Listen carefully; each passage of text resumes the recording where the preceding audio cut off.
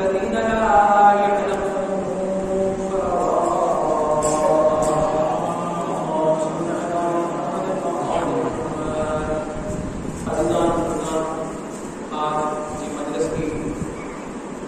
تیسری نشست شروع ہے، جاری ہے، اور توحید کے موضوع پر بیان فرما رہے ہیں، اور یہ ہماری خوش قسمتی ہے کہ ہمیں ان مجالس سے کچھ سیکھنے کو مل رہا ہے۔ قل هل يستوي الذين يعلمون والذين لا يعلمون، کہہ دو کہ جو لوگ جانتے ہیں یعنی جو علم رکھتے ہیں اور وہ لوگ جو علم نہیں رکھتے کہ آپس میں برابر ہو سکتے ہیں؟ ایسا ہرگز نہیں۔ اللہ کہہ رہے جو جاننے والے ہیں اور جو نہیں جاننے والے یہ آپس میں کبھی بھی برابر نہیں ہو سکتے، یعنی کبھی بھی کوئی عالم جو علم رکھتا ہے اور وہ شخص جو علم نہیں رکھتا آپس میں کبھی بھی برابر نہیں ہو سکتے۔ یہ قرآن کا فیصلہ ہے۔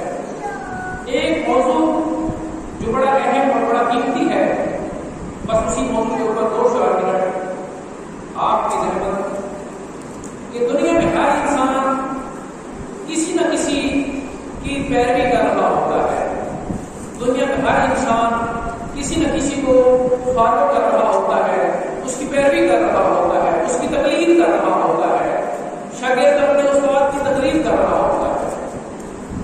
معاشرے کا ایک نا علم رکھنے والا انسان اس بندے کی تقلید کر رہا ہوتا ہے جس کے پاس کچھ نہ کچھ علم ہوتا ہے۔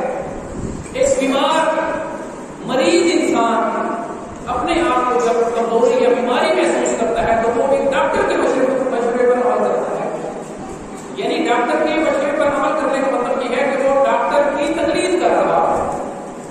اسی طرح ایک شخص جس نے گھر کو بنوانا ہے، گھر کی تعمیر کرنی ہے، وہ کس کے پاس جائے گا؟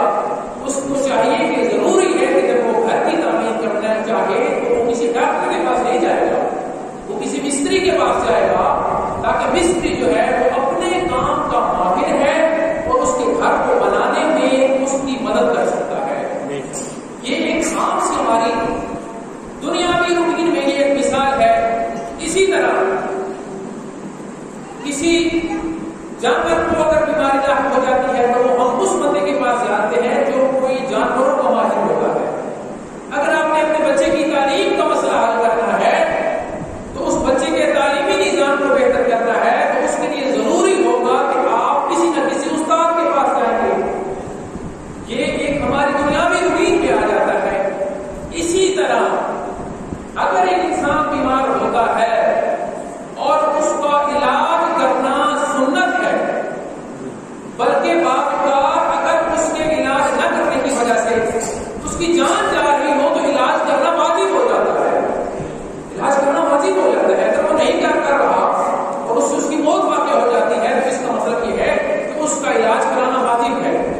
یعنی ہم ہر حوالے سے کسی نہ کسی کی پیروی کر رہے ہوتے ہیں۔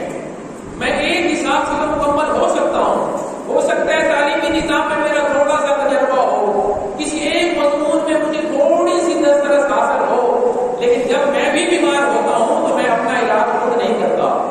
جب مجھے بھی مکان بنانے کی ضرورت ہوتی ہے تو میں اتنا پتہ کہ میں پڑھا لکھا ہوں پھر بھی میں مکان نہیں بنا سکتا۔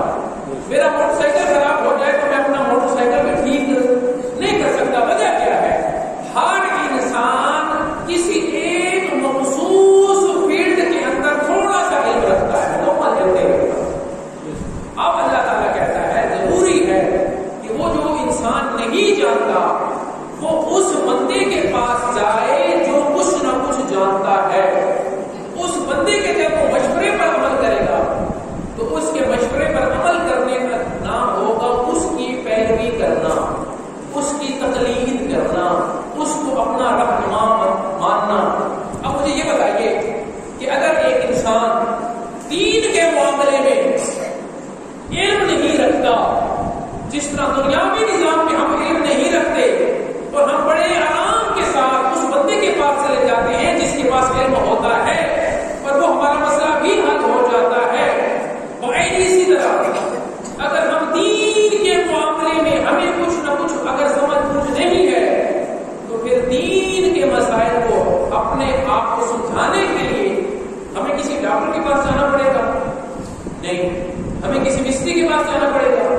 نہیں.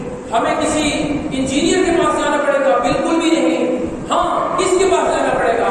ہمیں اس شخص کے پاس جانا پڑے گا جو دین کا علم رکھتا ہوگا، جو دین کا علم رکھتا ہوگا. اور شریعت محمد والے محمد میں اگر کوئی انسان عبادت کر رہا ہے یا دین کے فرائض پر عمل کر رہا ہے اور اسے کسی مسئلے کا پتہ نہیں ہے اور اس مسئلے کے نہ جاننے کی وجہ سے اس کی عبادت ضائع ہو رہی ہے تو اس مسئلے کو سیکھنا واجب ہو جاتا ہے. شریعت محمد والے محمد میں اس مسئلے کو سیکھنا واجب ہے. مثلا میں نے قیام کیسے کرنا ہے، میں نے نماز کے جو معاملات ہیں یا نماز کے جو رکوع و سجود جو اس کے ارکان ہیں وہ میں نے کس طرح بجا لانے ہیں. میری اس کے اندر کوئی غلطی تو نہیں ہے. اگر وہ مجھے علم ہے تو بہت اچھی بات ہے، اگر وہ مجھے علم نہیں ہے تو مجھے اس بندے کے پاس جانا چاہیے جس کے پاس دین کا علم ہو. شریعت میں اسی چیز کا نام ہے تقلید. شریعت میں اسی چیز کا نام ہے تقلید. جس طرح آپ کا علاج کروانا آپ کے اوپر واجب ہو جاتا ہے، اسی طرح دین کو سمجھنے کے لیے دین میں بھی کسی نہ کسی کی تقلید بھی واجب ہو جاتی ہے. دین کے معاملے میں بھی کسی نہ کسی کی تقلید واجب ہو جاتی ہے. اور شریعت کے مسائل کو سمجھنے کے لیے تقلید کا مطلب یہ ہے کہ ہم جو نہیں جانتے ان سے سمجھیں جو جانتے ہیں. ہم شریعت نے ایک مسئلے پر آ کر تقلید کا ثابت کر دیا ہے. تقلید آپ کی ختم ہو جاتی ہے کس مرحلے پر آ کر، یعنی جب خود انسان اس درجے پر پہنچ جائے کہ وہ دین کے تمام مسائل کا حل خود سمجھ سکتا ہے، پھر تقلید آپ پر واجب نہیں ہے. پھر آپ کا تقلید کرنا واجب نہیں ہے. لیکن ہاں، اگر ہمارے اندر ہم دین کا مسئلے یا دین کو سیکھنے کے لیے کہیں پر نہیں جا سکے یا ہم نے علم حاصل نہیں کیا، ہم کسی مدرسے یا کسی یونیورسٹی میں پڑھنے کے لیے نہیں جا سکے، تو پھر ہمارے لیے یہ ضروری ہے کہ ہم کسی نہ کسی ایسے شخص کی پیروی میں آ جائیں جس نے دین کو ہمیں دین کی صحیح بات پر عطا فرمائے. سبق پڑے گا محمد بات. اس لیے میرے دوستوں، میرے بزرگوں، میرے عزیزوں، جس طرح دینی دنیاوی معاملات میں ہم ہر حوالے سے دوسروں کے در پر چلے جاتے ہیں اور ہمیں کوئی ہچکچاہٹ محسوس نہیں ہوتی. بیماری میں ڈاکٹر کے پاس چلے جاتے ہیں، تعلیم حاصل کرنے کے لیے ٹیچر کے پاس چلے جاتے ہیں، گھر بنانے کے لیے مستری کے پاس چلے جاتے ہیں اور ہمیں کوئی شرم بھی محسوس نہیں ہوتی. اسی طرح میرے دوستوں، میرے بزرگوں، میرے عزیزوں، دین کو سمجھنے کے لیے ہمیں کسی عالم دین کے پاس جاتے ہوئے بھی شرم محسوس نہیں کرنی چاہیے. اور قیامت کے دن تین چیزیں، شاید اس میں اضافہ بھی ہو لیکن تین چیزیں خدا سے شکوہ کریں گی اور وہ خدا سے کہیں گی کہ پروردگار تو نے ہمیں بنایا لیکن لوگوں نے ہمارا حق ادا نہیں کیا. پہلی چیز جو قیامت والے دن خدا کی بارگاہ میں شکوہ کرے گی اس کا نام ہے مسجد. یعنی علامہ اقبال کا وہ شعر کہ مسجد تو بنا دی شب بھر میں ایمان کی حرارت والوں نے، من اپنا پرانا باقی ہے برسوں سے نمازی بن نہ سکا. یعنی انسان نے مسجد تو بنا دی ہے لیکن آؤ نہ ذرا کہ اس مسجد میں آ کر اس کو آباد کرے، نکل کر خانقاہوں سے ادا کر رسم شبیری. یعنی علامہ اقبال کی اگر جو شاعری کو دیکھیں وہ کہہ رہے ہیں کہ پہلی چیز وہ مسجد ہے جو پروردگار کی بارگاہ میں آپ کا میرا شکوہ کرے گی کہ مالک مجھے بنایا تو تھا لیکن آباد نہیں کیا. دوسری چیز جو بارگاہ پروردگار میں شکوہ کرے گی وہ ہے قرآن مجید، فرقان حمید، علم کا سمندر، خوش خطر کا علم، ہر چیز کا علم. جس میں حیران ہوتا ہوں، یقین کریں کہ اتنی دوری ہے کہ ہم ایک سکول میں پڑھاتے ہیں اور ایک اچھا ادارہ ہے. یقین کیجئے کہ ریاضی کے پیریڈ میں اتنی زیادہ اسٹوڈنٹ بیٹھے ہوتے ہیں اور ٹیچر لکھ رہا ہوتا ہے، بڑی انہماک سے سن رہے ہوتے ہیں. بھائی ریاضی کو ایک انسان نے بنایا، لکھا ہوا ہے. سائنس کے پیریڈ میں بڑی توجہ کے ساتھ، انگلش کے پیریڈ میں بڑی توجہ کے ساتھ، لیکن ایسا کلام یعنی وہ کتابیں جو انسان نے جو بنائی ہے اس کے لیے وہ باقاعدہ 35 منٹ کا پیریڈ بھی ہے. لوگوں نے، لڑکوں نے الگ الگ رجسٹر لیے ہوئے ہیں، پینسلیں الگ لی ہوئی ہیں، رجسٹر الگ لیے ہوئے ہیں، ہوم ورک الگ کرتے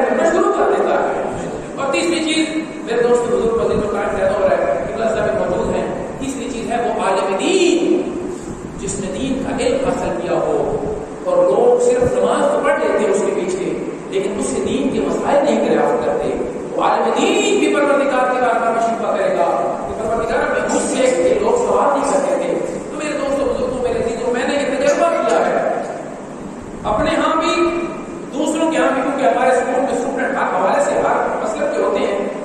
جوان سے جوان اسٹوڈنٹوں کو میں نے کھڑا کر کے پوچھا رہا بیٹا غسل کا طریقہ بتاؤ آپ کے یہاں کیسا ہے. بچوں کو غسل کا طریقہ تو پتا نہیں ہے. وضو کا صحیح طریقہ کیا ہے؟ یقین جانیے بچے بالغ ہو گئے لیکن انہیں وضو کا طریقہ نہیں آتا, غسل کا طریقہ نہیں آتا.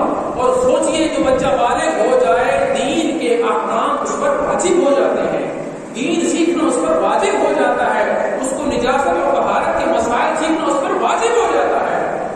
تو یہ مسائل کس کے ہیں؟ شریعت محمد والے محمد ہے. یہ ہمارے اپنے گھر کی شریعت نہیں, یہ آل محمد کی یعنی جو خدا نے احکامات نازل کیے ہیں. تو میرے دوستوں بزرگوں اپنے قرب و جواب میں جو مسجد ہے اس سے بات کریں, جو خدا کا کلام پڑا ہوا ہے آپ کے وہاں, وہ جس کو ہم نے لپیٹ کے الماریوں میں نہ کبھی کھولے تو صحیح, وہ قرآن آپ کو کیا دعوت دے رہا ہے, اس قرآن میں ذرا جھانکے تو صحیح. اور وہ عالم دین جو آپ کے پاس موجود ہو اس سے جائیں, اپنے روزمرہ کے مسائل سیکھیں. خاص کر خواتین ہمارے جو آپ کو پھر بھی مجلس میں آ کے بیٹھ جاتے ہیں, کوئی نہ کوئی ترتیب بن جاتی ہے, امام مسجد آ جاتا ہے. یقین کریں ایک ماں کا پڑھا لکھا باپ سے پڑھا لکھا ہونا باپ سے زیادہ ضروری ہے. ماں ایک باپ پڑھا لکھا ہوگا تو ایک فرد پڑھا لکھا ہے, لیکن اگر ایک ماں دین کی یا علم کی سمجھ بوجھ رکھتی ہے تو پورا خاندان پڑھا لکھا ہوگا. کیونکہ بچے کی پہلی درسگاہ کا نام ماں ہوتا ہے. ماں جو سینے سے لگاتی ہے بچہ اس سے بھی تربیت حاصل کرتا ہے. ماں سینے سے لگاتی ہے نا, اس سے بھی بچہ تربیت حاصل کرتا ہے. تو ضروری ہے کہ ہماری مائیں بہنیں بیٹیاں ہمارے مرد جو ہم آل محمد کے ماننے والے ہیں ہم دین محمد والے محمد کو خود بھی سیکھیں, اور وہ جو بچے ہماری گودوں میں ہیں, وہ جو بچے ہماری گھروں میں موجود ہیں انہیں بھی اس آل محمد کے دین سے روشناس کروائیں. پھر اس کا فائدہ کیا ہوگا؟ اس کا فائدہ یہ ہوگا کہ آپ کا بچہ غربت میں بھی تنگ دستی میں بھی ہزار لوگوں کے مقابلے میں اکیلا کھڑا ہوگا. پھر وہ بچہ جس کی تربیت محمد والے محمد کے دین پر ہوگی وہ ہزار بندہ بھی اس کے سامنے ہوگا, وہ بے ڈر جھجک کے بغیر اس کے سامنے کلمہ حق کہنے سے بھی نہیں ڈرے گا. یہ آپ کو تاریخ نے بتایا ہے. تاریخ میں ایسے ہزاروں واقعات ہوتے ہیں. ایک طرف تھوڑے سے لوگ ہیں لیکن ایمان والے ہیں, آگے ہزاروں لوگ ہیں ایمان نہیں ہے, اور وہ جو ایمان والے ہیں تھوڑے ہونے کے باوجود بھی ڈٹے ہوئے. اس لیے میرے دوستوں, میرے بزرگوں, میرے عزیزوں, دین ان سے سیکھیں جو دین کو جانتے ہیں. سب سے پہلے خود دین سیکھیں, خود اس لیول پر آئیں کہ آپ سے وہ تقریر ثابت ہو جائے. اگر نہیں آتے تو پھر ہم جس طرح دوسروں کی دنیا میں پیروی کرتے ہیں ہم خود بھی دین کے معاملے میں علماء کی پیروی کریں اور اس مسجد کو آباد کریں, قرآن مجید کی تلاوت کریں, اور اللہ تعالیٰ سے دعا کرتے ہیں کہ پروردگار ہمیں صحیح معنوں میں دین محمد والے محمد کو سیکھنے کی توفیق عطا فرمائے. ہم سب کے سبیلا کرتے گناہوں کو معاف فرمائے, ہمارے بچوں کی زندگی دراز فرمائے, بزرگان نوجوان بچے بیٹھے پروردگار کو اسلام کی عطا فرمائے. مومنین جو رزق کے حوالے سے پریشان ہے پروردگار ان کے رزق میں اضافہ فرمائے, اور بالخصوص تمام لوگوں کی دعا ہمارے